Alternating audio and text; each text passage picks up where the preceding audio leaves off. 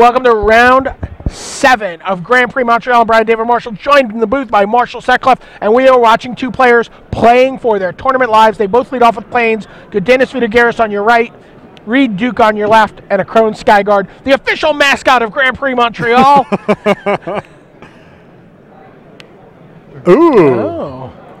Vanguard of Brimaz there for Reid Duke. So a baby nice Brimaz. Answer. Yeah, baby Brimaz.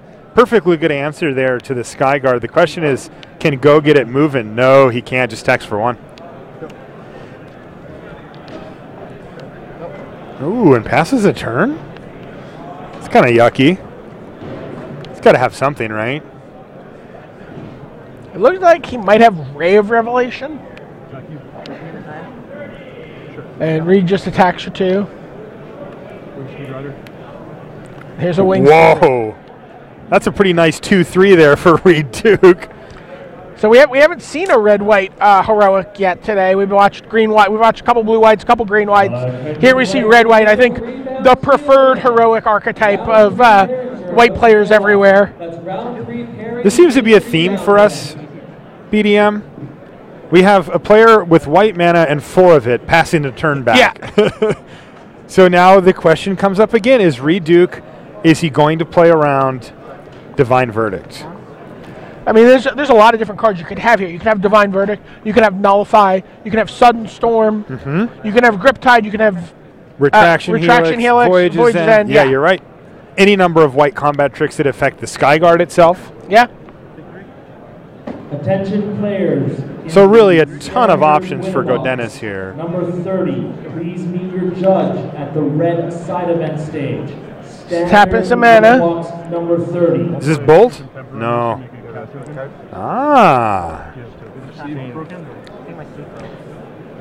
So he throws a temper down here, which is going to get a trigger off of Brimaz, or baby Brimaz there. Yeah, Fearsome Temper. He's got 2 of those in his deck. Yeah, Reid likes that card. I actually I talked good. to him about it when the format first came out. We were at the Super Sunday series, and I asked him what he thought about it. He said he liked it. Just chooses to get in with the 4/4 Vigilance. That's interesting. There's the Retraction Helix. Reid Duke is representing, but does not have God's Willing there. God's Willing would have been really sweet.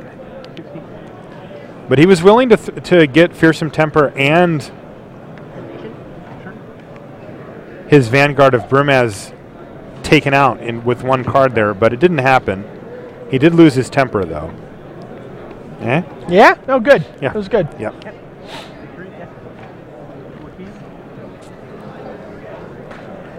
And here comes Snarecaster. Tap that guy. Just get in for 2. No ordeal there, huh? Yeah, I wouldn't call this like a slugfest, but you know, they're kind of jabbing, setting up. We'll wait for the uppercuts and the big hooks. Kind of interesting. I mean, there is a Ray in Gaudenis' hand. You know, do you feel like, does that feel a little weird to have like not maybe take 4 and then be able to like in combat Ray the Fearsome Temper? Yeah, I mean that is definitely a line that he could consider there. He did not use up all his mana for the turn. Retraction Helix. One of the nice things about it is that down the line he can just leave up that 1 blue mana and a creature and be able to use it. There's a Dragon Mantle. All right, so that's going to trigger Wingsteed Rider. Of course, draw a card.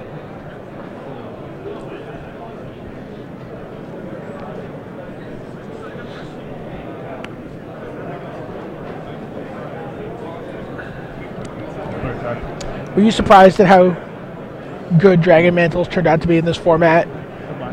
I mean, it seems like I think if you would have asked me on day 1, yeah, I am surprised. Yeah, I mean, it's a very non-Marshall card. It is, but you know, I think it was actually you that was really big on it early, and subsequently so was I.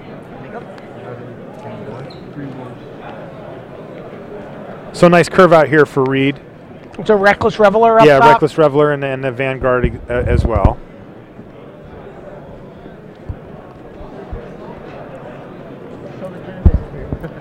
Thanks.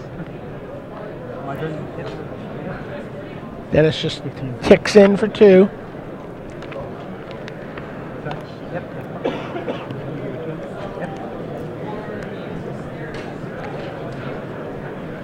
Oh, excoriates the Wingsteed Rider. Nice. Yeah, that's a nice play too. Now, interestingly here, Gaudenis seems to have carefully left up 2 blue mana here. Yeah, I think he's holding an Nullify. Yeah, and certainly representing an Nullify. He is, yeah, and that's something that Reid Duke is going to be pretty aware of. I don't know if it would change his play too much. It depends on what options he has in his hand.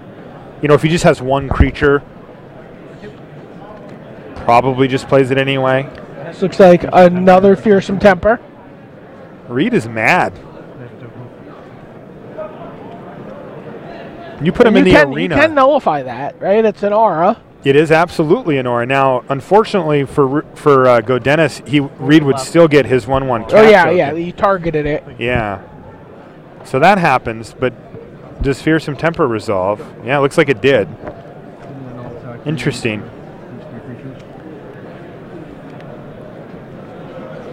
So what is Gaudenis' battle plan here? I mean, he's got to be worried about that Vanguard, especially with the Fearsome Temper on it now. And I guess maybe he's going for the play you mentioned earlier, BDM. He's gonna, now this time he's gonna ray it. And it's just a risky play because he needs a blocker for it, which he doesn't really have right now. And Reid can always activate in response and make it so that whatever it is can't block. You can block first. Yeah, you can block first and try to set up a trade.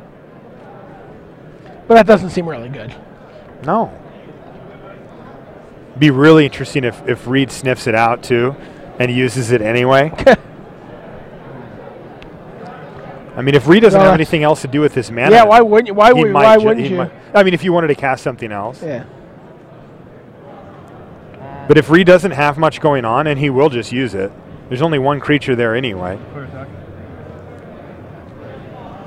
That's 4 damage you can get through here. Go is probably reading it to make sure whether it's can't block or can't block this creature. And it's can't block this creature. And he does activate it. Yeah.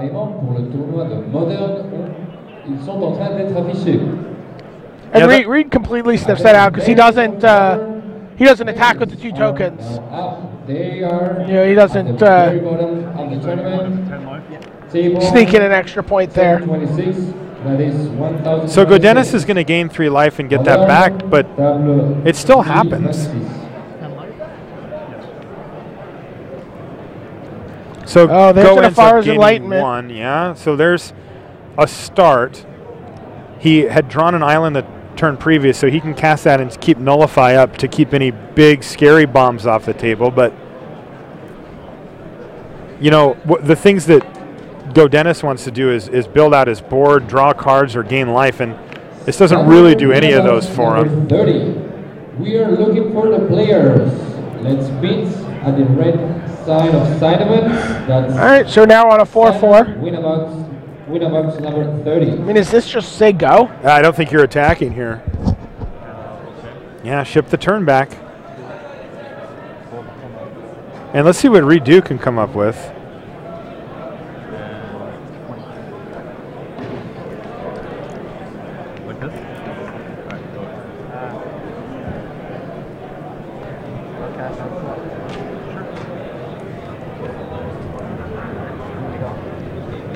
Players in the scheduled vintage event, can you come meet us at the registration table, please? At the registration table for vintage.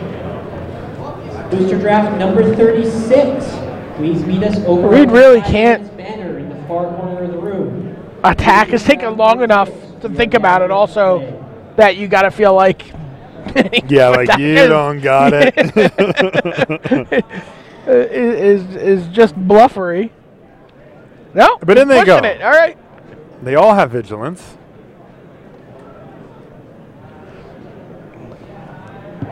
Blocks a token. Eats a token.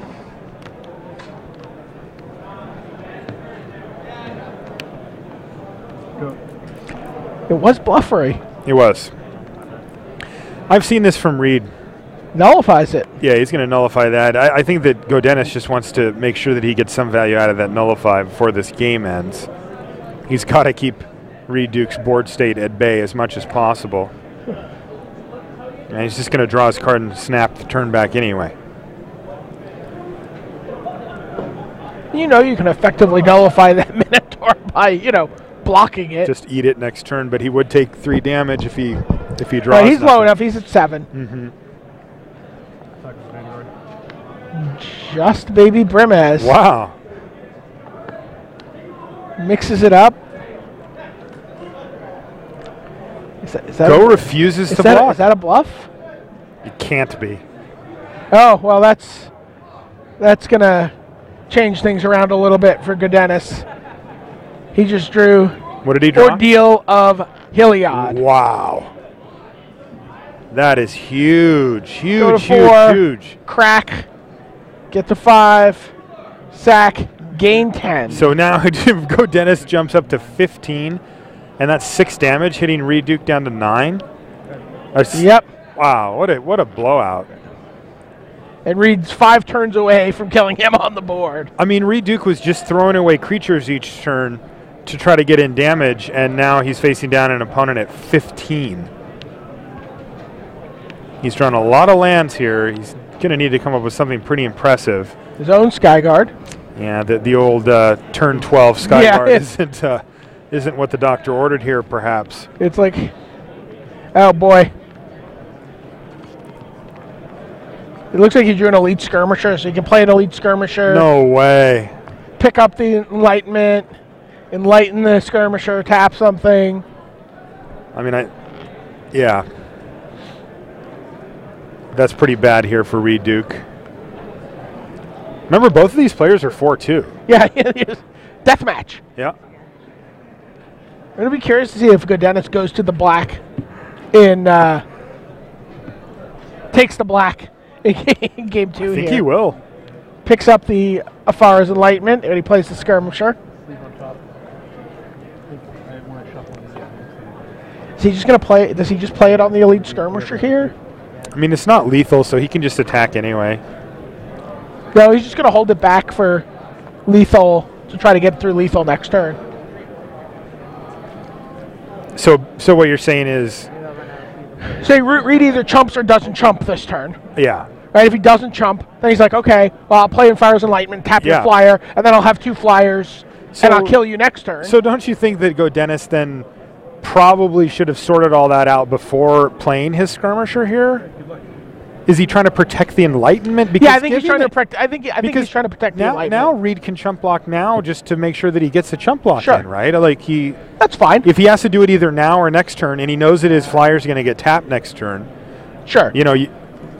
Where if Gaudenis just attacks first, and Reid says, "Okay, I take 6, I go to 3." Then Gaudenis can play Skirmisher, pick up the thing, and really put Reid in a bad spot. Now Reid actually gets the chump block. Reid does have something. And by oh my God! Yeah, that's 1, 2. He's like, 3. I can redirect 3 damage. Yep. From my guy, so my guy becomes a 2/2. 3 is prevented. It unfortunately still going to die. Yeah, but still, he takes down the Skirmisher that way. Accolades reward. Interesting that he took down the Skirmisher. Let's see. So, yeah, he still didn't have quite enough, though. Just short of being able to kill the Skyguard itself. He needed 1 more point somewhere there. But the good news is he's still alive. And plan B, Gaudenis says, all right, well. I mean, the thing is huge. It's not lethal, but it's huge. Gaudenis has fallen down to 12 life here. Whoa, what is this? Heliod's Emissary? Oh, no. Spear Point Naiad. Spear Point Oread, not the most exciting here, though. For 5. Oh. Revoke? Yeah. Revoke. Also not particularly exciting either. So I can get Reid to 1 here, and then... But Gaudenis needs to be able to target 5, 6, 7, 8. And then he could potentially take 6 on the crackback and be dead to any trick and any burn spell. So this is actually very close. He says, I have to go for it. What did he draw? Oh, you drew a skirmisher. Oh, another skirmisher. A chump skirmisher in this case.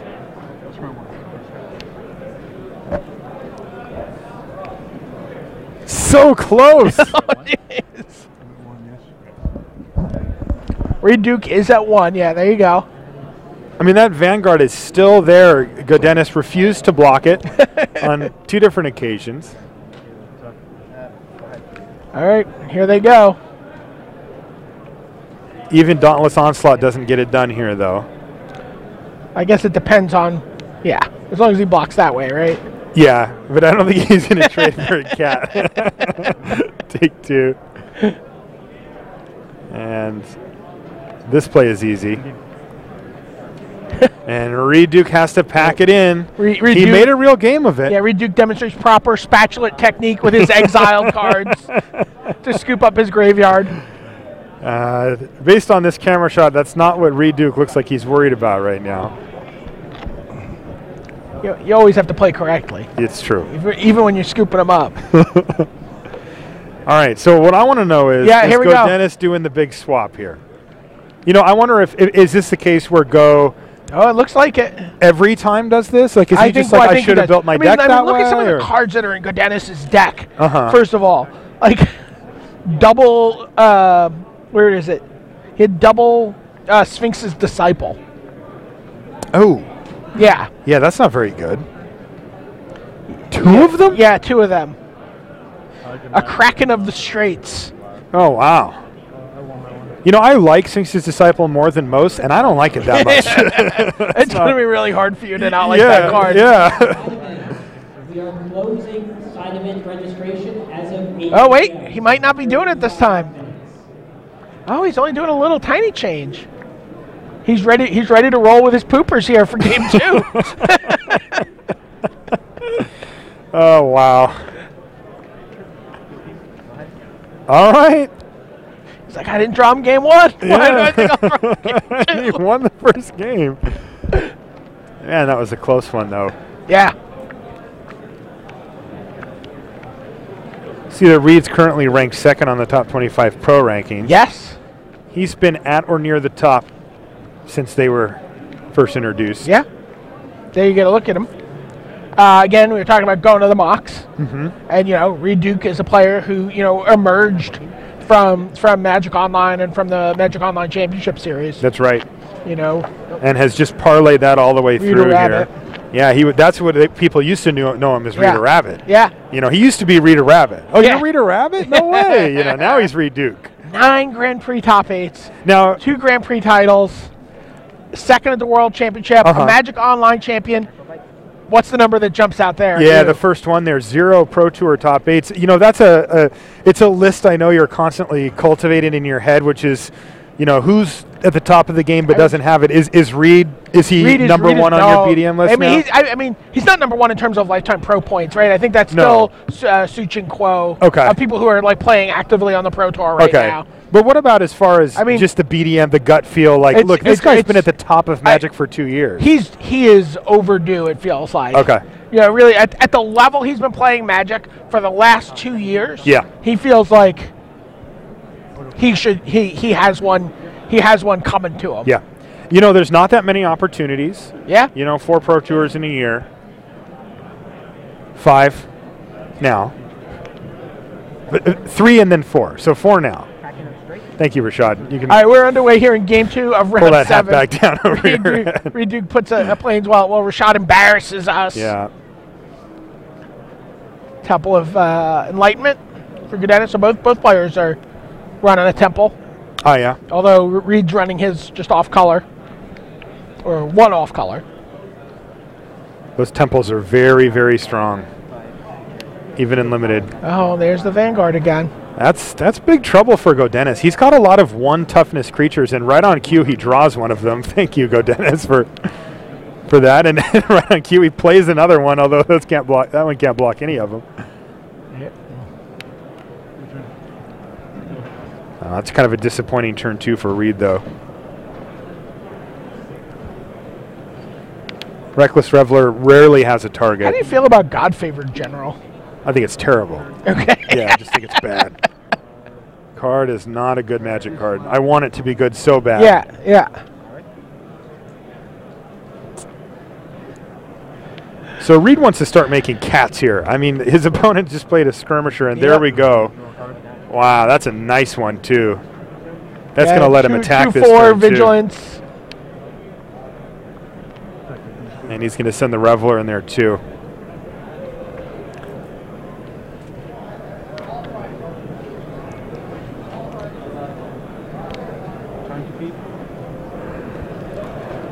So Gaudenis is looking at his hand, trying to figure out. He's like, how far away am I from being able to fate foretold my elite skirmisher and then excoriate that stupid Vanguarder from S? How far away is? Do I have enough time? I don't think I do. I'll block. I'll block. Oh man. Yeah, you got to feel like Reid Duke is in a pretty nice position here. His draw's been a little clunky. He played a 2-drop on turn 3 and only 2 mana spent so far on turn 4. But that being said, he's pretty far ahead on board here, as the cards just aren't matching up well for Gaudenis. This is the second elite skirmisher he's played, facing down a 2/4 and a 1/1. It's just miserable. He's only at 16 though. He's not under a tremendous amount of pressure, like you said. Reid has not pushed his advantage here at all. No. But here comes the fearsome temper. Oh, he's mad. Oh, you mad, bro? Yeah. Absolutely. And it's so annoying that those cat soldiers have vigilance too when you're sitting in Gaudenis' seat, because it's like you can't tap them all down. All right, there's that fourth land that Gaudenis has been looking for. Now what is he going to do? He's holding a Biden to Thassa. Okay. Again, Biden with 1 toughness creatures, not great. I mean, you're just not, they're not exactly running into your Nessian Asps here, right? Like, yeah. And it's super awkward for him that Reid Duke's creatures all have vigilance too. Yeah, Biden can get a little bit of momentum going thanks to Vaporkin, but I mean, there it is. Biden effectively doesn't affect the board this turn. It doesn't block basically, and it's not going to be attacking. So Reid Duke basically just gets to stay ahead here. I mean, sure, it's an issue. Like, he's not happy that Gaudenis is going to get to keep drawing cards.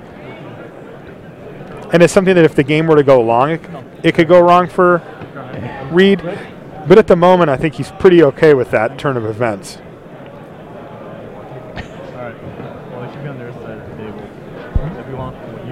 Gaudenis really wants to find, like, a retraction helix or... Fated Retribution. I mean, is he playing that? I don't know. I don't doubt it, but no, I don't think he. No, he didn't have one of those.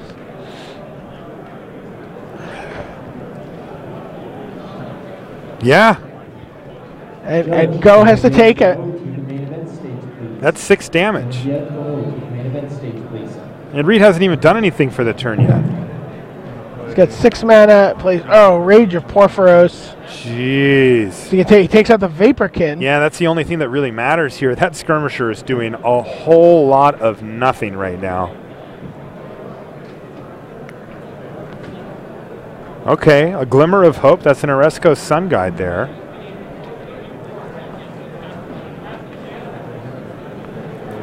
Play the Sun Guide. Force your guys to it. Well, you guys are attacking anyway. Yeah, but I mean, you can make him. He can at least start eating those cats. If he plays. He's at 5. I mean, he's at 5. He doesn't. No, he's in a terrible position. There's no other way to put it. I mean, there are ways to get out of this, though. He's missed multiple land drops this game. He's got a Nullify in his hand.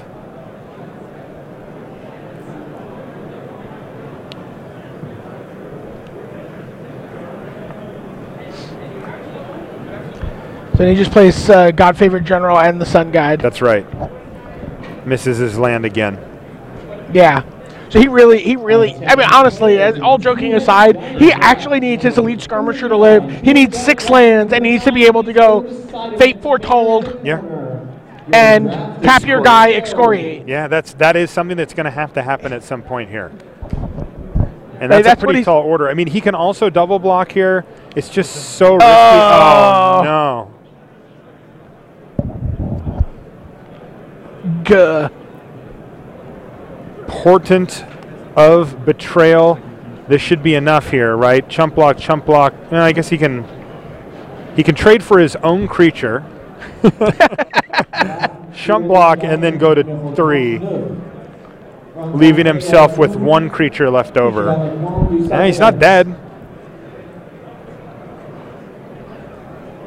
He can go to 1 here, actually, right? Yeah.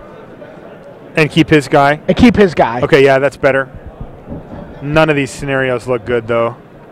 He gets to keep 2 creatures if he does do you have it a this trick? way. Yes, he does. Redirect one of it right back at your face. Acolyte's reward. Yeah. Damage redirection spells are incredibly powerful, especially when Shining they're cheap. Shoal was a good card. Remember, what was it called from M10? Harm's Way? Oh, Harm's Way, For sure. only 1 white mana? You don't remember Core Chant?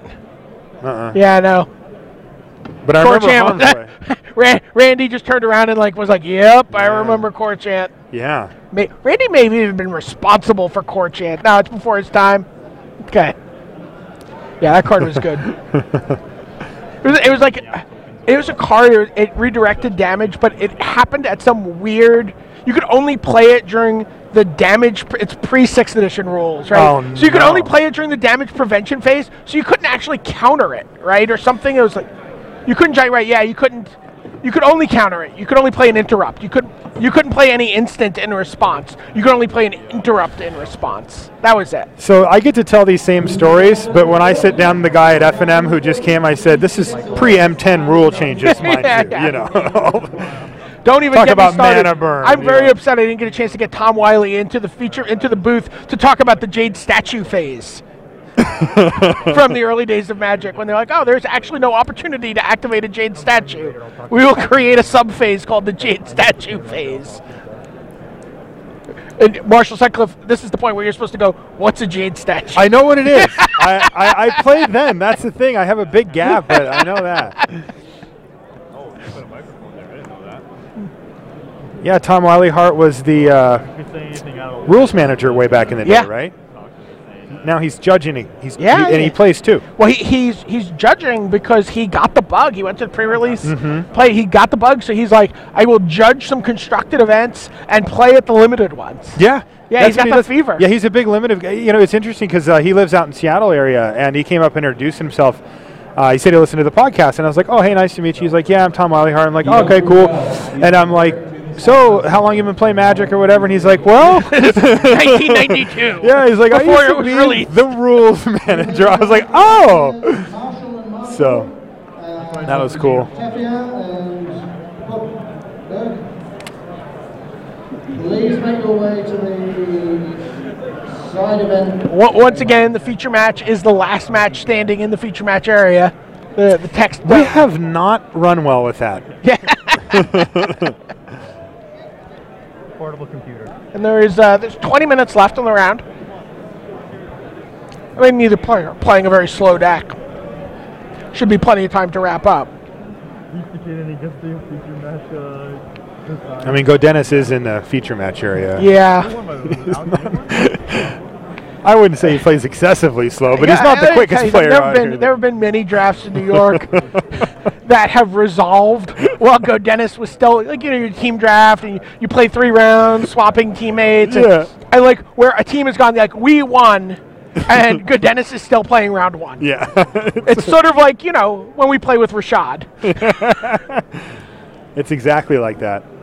Gaudenis and Rashad in the same draft would actually end time. We could actually slow global warming. Yeah, we could actually forestall the glaciers. Yeah. Just the difference between Gaudenis and Rashad, though, is that Gaudenis is a generally nice person. Yeah, no, it's true. Yeah. All right. The players are looking at their opening hands for this decisive game 3. And this is a big one. I mean, we said it at the beginning, but these players are 4-2. Normally when we see these names, there's zeros, but they're at 4-2. Welcome to the arena. So Go has not opted to go with his black package. That's interesting. I looked at. I thought once you sided in black, you were not going to not do that anymore. You were not going to not do that. I took a look at the cards that he has. Bravo. And I guess I'm not super shocked here. I thought he had a little bit more removal. He just has an asphyxiate that he can bring in, which would be pretty good against all these sip of things. hemlock. Yeah, a sip would go a long way. But I think, the main draw for him is Whip of Erebos, which I think is quite a bit better against Reid Duke than his Spear. So there's the Sun Guide.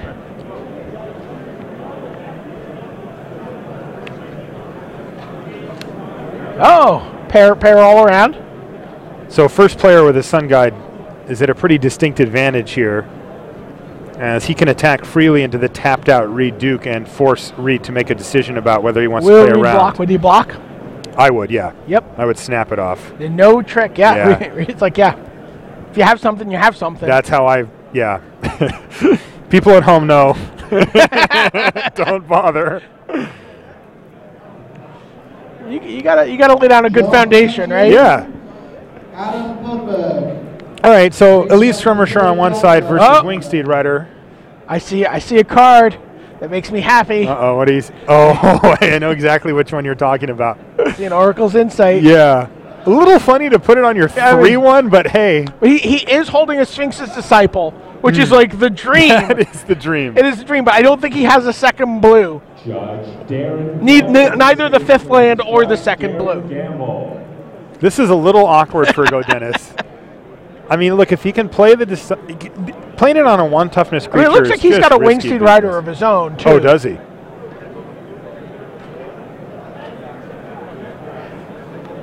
All right, Value Town, population Gaudenis. He'd attack. That would be the awkwardest. He attacks for 3 here. Did you see Reid Duke tap his Wingsteed Rider?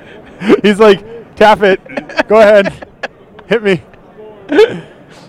This is interesting, though, from Reid's standpoint, because now, look, his deck's always trying to be aggressive, and now he wants to, push his advantage as hard as possible. If he can interact with that Skirmisher in any way, he will.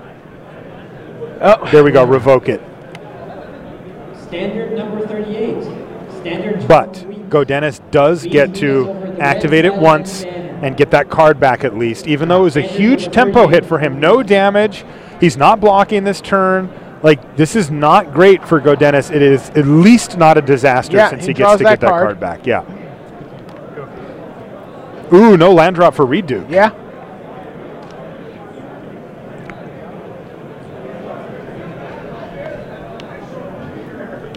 All right, get in for 3. Now we play the... Okay. Now comes down the Wingsteed Rider. It looks like he's also got an Afara's Warden in his hand. Jeez. Is that a main deck card for him? I would assume no. It is possible, though. Ooh, Reid hit a mountain. No, it's a sideboard card. Yeah, that makes sense. Yep. Chosen by Heliod. I'm curious to see if we're going to see a defensive Wingsteed Rider here from Reid, or if he's going to. No, he can't afford to defensively. Not with an elite skirmisher on the board. Yeah, it's just too risky. Yeah. But he's not winning this race. That will help.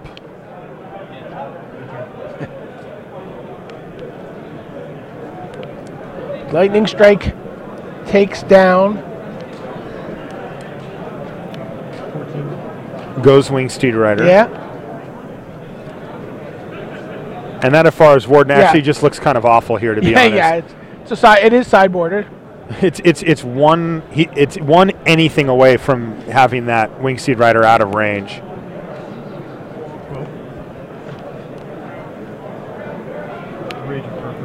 Rage. He takes the Warden down. He must not have a way to target currently. He must say, look, I'm on the Wingsteed Rider plan. This is what we're doing. Because if Afara's Warden was going to keep Wingsteed Rider at bay, then it's a big deal. It's just so easy to get Wingsteed Rider out of range from that thing. We had a funny Rage of Porphyro story that we heard, which maybe we'll relate. Somebody played one? Well, it was a Rochester draft story. Okay. different valuations on Rage of Porphyros. I see. Cross-team evaluation or within? Oh, team? no. Okay, yeah.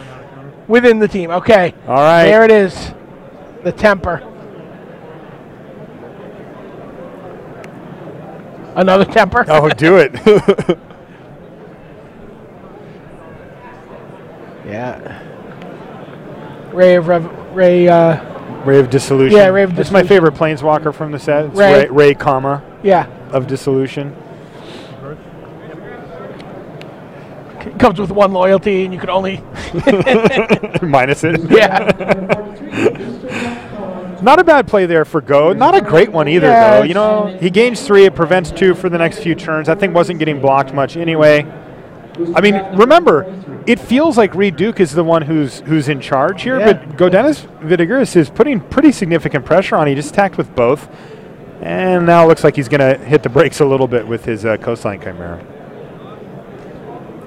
Still, that Coastline Chimera, you can't feel great about blocking. Again, Reid is one targeted effect away here. Sphinx's Disciple languished in Go's hand this whole game. Oh, that's right. No second island. Jeez. Reid's got 2 Wingsteed Riders. Although they seem to be doing nothing at the moment. Okay. All right, it's Disciple time. Let's get disciplined. Yeah. Yeah.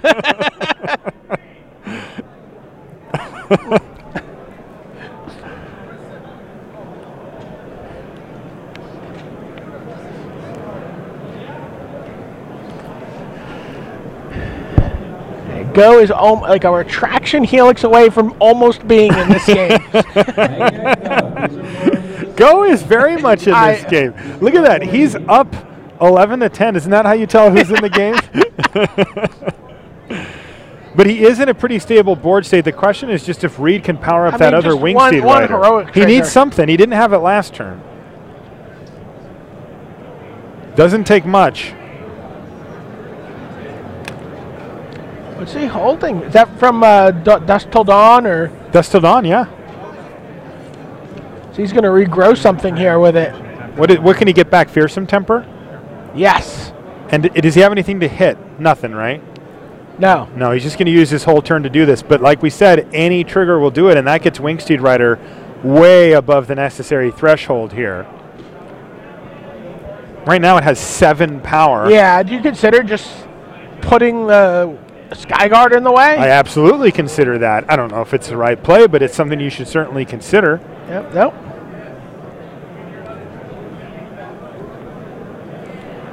I think I would have done it, actually. Yeah. I mean, look, Reid, if Reid is comfortable using his entire turn just to put that, just to get the Fearsome Temper online, it's clearly his plan to victory. It's his route to victory, and he has 2 activations of it right now. Right, and now he gets to control which of Go's creatures blocks it each turn. Right, and I mean, Go has to have something here, because this is, now Reid is lethal on the table, so Gaudenis has to have something. Does he have his own Dusk Till Dawn? Field number 35. No, it's Revoke. Please meet over at the red Still.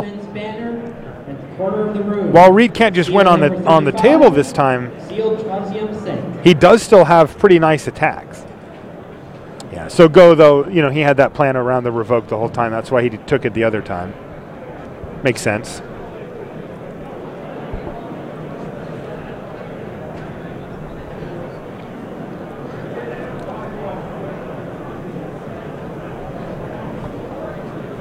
Reid's left with just this one Wingsteed Rider left. A precious commodity. Yeah, he's out of cards, right? Like Yeah. he just drew a card for this turn. Yeah. But he played all his cards out last turn. But he's going to send it in there anyway. Yeah, he's got a block. Go. Go needs some way to interact with that rider. It can bounce it. It can kill it. Anything would be great for him here. Yeah, Retraction Helix would be pretty sweet here. Yeah. It sure would. Resetting a Wingsteed Rider from 3 counters and an aura on it is big game. Just throwing out a counter. Oh, gosh. He's like, no, heroic triggers on the stack. Resolves. So again, 7 white. Yep. So Game. 7? Jeez. Go's got a draw step here. I mean, he clearly doesn't have an answer, and he didn't find it. Let's Go's tournament there. Yeah, you can see it in his face. He's super bummed. Reid Duke still alive with 2 rounds to play.